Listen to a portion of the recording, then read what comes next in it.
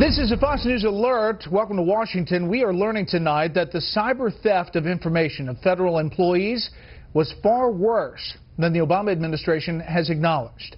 A federal employee union says hackers stole personal data and Social Security numbers for every federal worker, every federal retiree, and up to 1 million former federal employees. Senate Minority Leader Harry Reid says the hack into the Office of Personnel Management was carried out by, quote, the Chinese. More on this developing story as we get it.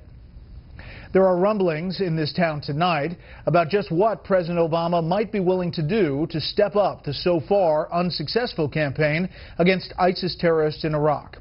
Yesterday, we learned about a new troop deployment. Today, talk by the top brass that there could be more to come. Correspondent Kevin Corke is at the White House tonight. The president's decision to send an additional 450 troops to Iraq could signal the beginning of a subtle but important new strategy in the fight against ISIS. The White House is said to be considering so-called mini bases, known by some as lily pads, throughout the country. The chairman of the Joint Chiefs of Staff, General Martin Dempsey, suggested it could better enable U.S. advisors to work with Iraqi security forces in the fight against ISIS. Sure, we're looking all the time at whether there might be additional sites necessary, said Dempsey, who added, quote, it's another one of the options. Additional bases would likely mirror the one being built at Taqadum in Anbar province. But even the consideration of more bases in Iraq is calling into question whether this is a case of mission creep, a slow ramp-up of U.S. military involvement. White House officials say no. Rather than being evidence of mission creep, it would be evidence of some progress in the ongoing mission to support the Iraqis as they take the fight to ISIL on the ground in their own country. Help the Iraqis fight ISIS. That's the Obama doctrine in Iraq.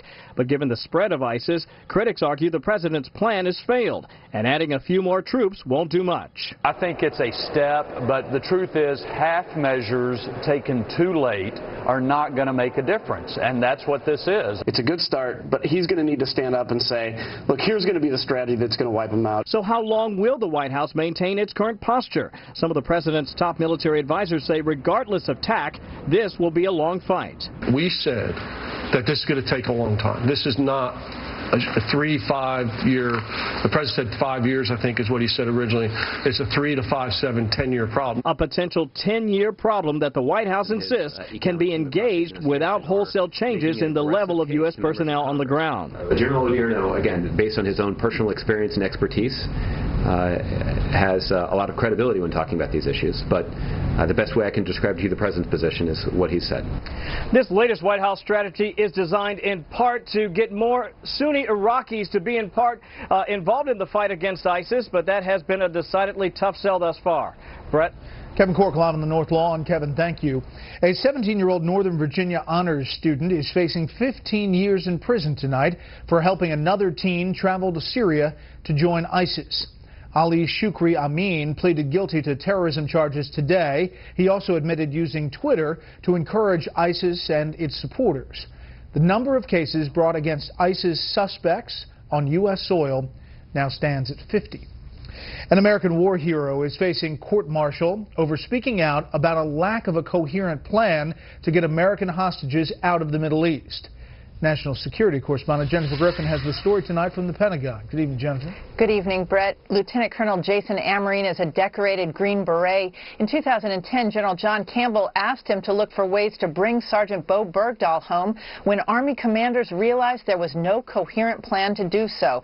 He testified on Capitol Hill today about how the Army retaliated against him for blowing the whistle on a failed U.S. hostage policy. Warren Weinstein is dead. Colin Rutherford, Josh Boyle, Caitlin Coleman, and the child she bore in captivity remain hostages in Pakistan. I used every resource available, but I failed them. After I made protected disclosures to Congress, the Army suspended my clearance, removed me from my job, and sought to court-martial me. The Army won't say why it is investigating him. Quote, both the law and Army policy would prohibit initiating an investigation based solely on a soldier's protected communications with Congress. Lieutenant Colonel Amarine describes turf battles between the State Department, FBI, CIA, and DOD that he says cost the lives of American hostages like Warren Weinstein, killed in a CIA drone strike in January. I'm before you because I did my duty, and you need to ensure all in uniform could go on doing their duty without fear of reprisal. Amarine contacted Congressman Duncan Hunter about his concerns. He says the retaliation began when Hunter revealed the military tried and failed to pay a ransom for Bergdahl, which is against the U.S. law. Brett. Jennifer Griffin live at the Pentagon. Jennifer, thank you. Tonight, Republican lawmakers are charging that President Obama wants control over who lives in your neighborhood, and he's using the power of the purse strings to pursue it. Is that true? Correspondent Rich Edson is here with an amazing story tonight. Good evening, Rich. Good evening, Brett. The Obama administration is proposing to use the power of the federal government to foster more inclusive communities, to reduce the number of towns and neighborhoods that are almost all rich or poor, black or white. Within the next few weeks, the Department of Housing and Urban Development will finalize a regulation to use billions in grant money to influence local governments to build affordable housing and spend on other initiatives in areas supporters say have better schools, other public facilities, and infrastructure, traditionally wealthier places. Opponents charge President Obama is threatening to withhold federal grant money to, as they say, push communities that reject his liberal ideology. In a statement, Arizona Republican Congressman Paul Gosar writes, quote, HUD officials shouldn't be holding hostage grant monies aimed at community improvements based on its unrealistic utopian ideas of what every community should resemble. In a House committee hearing this morning, the president's HUD secretary defended the policy. Can I get a commitment from you that you are not going to do anything that preempts what the municipalities are doing in their area, that you are not going to go in and make any zoning laws or any rules that are going to preempt what cities are going to do? Yeah, you know, I've seen some of this talk about that, Congresswoman. This is not about changing. Yes? That's right. This is not about changing zoning laws, planning laws, anything like that. The House has already passed an amendment that would halt the HUD regulation, though even if it were to pass the Senate, the White House would oppose it. Brett. Rich, thank you. Well, stocks were up again today. The Dow gained 39. The S&P 500 finished ahead 4. The Nasdaq was up 6. The chairman of the corporation that owns Fox News Channel is preparing to hand over the reins to his son. Rupert Murdoch will make 42-year-old James Murdoch the new CEO of 21st Century Fox. Another son, Lachlan Murdoch, will become executive co-chairman along with his father. There are new questions tonight about what Bill Clinton and the Clinton Foundation will do if Hillary Clinton becomes president. Chief White House correspondent Ed Henry, who's covering the Clinton campaign, looks at the possibilities and the controversies. As former President Bill Clinton revealed, he may go so far as to step down from the family's foundation, in part to help contain political damage for his wife. One of Hillary Clinton's rivals declared today he does not want to go negative, but can't help but believe that groups paying $500,000 for a speech were trying to curry favor with the couple. That's not Bill Clinton. I have a problem with organizations that are giving out these kinds of huge honorarium. I don't understand why they do it, and I suspect that they do it to garner favors. Amid the criticism, the former president told Bloomberg Television if his wife is elected president, he may step down from the foundation, and he will probably no longer give speeches for money. I don't think so. I don't think that, because once you get to be president, then you're just making a daily story. If such speeches would be a conflict if Hillary Clinton is elected president, it raises questions about why more red flags were not raised when similar activity occurred while she was Secretary of State. As Bill Clinton tried to deal with the cloud hanging over the foundation by declaring nobody has been able to prove there was wrongdoing. Is our disclosures more extensive than most private foundations? Yes, they are, having nothing to do with politics. Has anybody proved that we did anything objectionable? No. Have we done a lot of good things with this money? Yes. Democratic Socialist Senator Bernie Sanders says even he has been surprised by his ability to get huge crowds, like 1,000 people in Keene, New Hampshire this weekend. And the presidential candidate used a breakfast this morning to blast Hillary Clinton for waffling ahead of a key trade vote in the House on Friday. Secretary Clinton, if she's against this, we need her to speak out right now. Right now.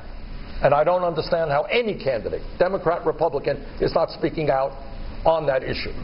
In an exclusive tonight, Fox has just gotten new polling information from the conservative group American Crossroads. Interesting, it shows in battlegrounds, white women in particular seem to be a little lukewarm on Hillary Clinton. Her image with them, 48% favorable, 40% unfavorable. Obviously, they're hoping to change that with this speech on Saturday, phase 2 of the campaign, Brett. 48-47. All right, Ed, thank you. Good to see you. Up next, the manhunt intensifies for 2 escaped killers in upstate New York. First, here's what some of our Fox affiliates around the country are covering tonight. Fox 10 in Phoenix with the recall of about 48,000 Acura MDX SUVs and RLX sedans. The company says their autonomous braking system can malfunction and put vehicles at risk of collision. So far, no incidents or injuries have been reported in the U.S. Fox 35 in Orlando as a team from SeaWorld rescues 3 sandbar sharks who were involved in a serious accident during transport to New York. The sharks are said to be doing well. A 4th shark, though, did not survive.